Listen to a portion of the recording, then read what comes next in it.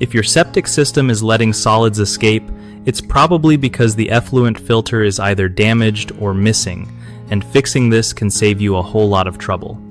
So, first off, check if your effluent filter is even there. If it's missing, that's a big red flag right away. If it's damaged or clogged, it won't do its job, so give it a good cleaning or swap it out. Make sure you use the right size and type of filter for your septic tank, because not everything fits everywhere. When installing a new filter, handle it gently so you don't crack it and cause leaks. Also, don't forget to regularly inspect your filter every 6 months or so to catch any issues early. If solids are escaping, that means they're clogging up your drain field, which is a nightmare to fix.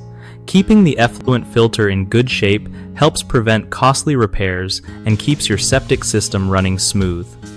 One of the biggest mistakes people make with their septic system is ignoring the effluent filter completely, thinking it's not important. But that just leads to solids escaping and messing up the drain field.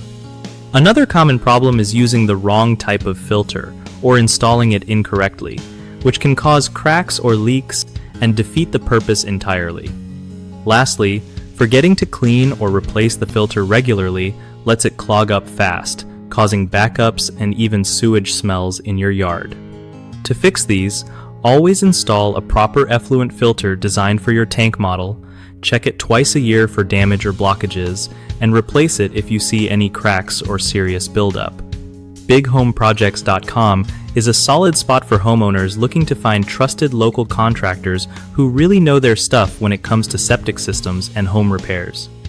It also helps contractors get connected with people who need their skills, making sure everyone gets what they need without the hassle.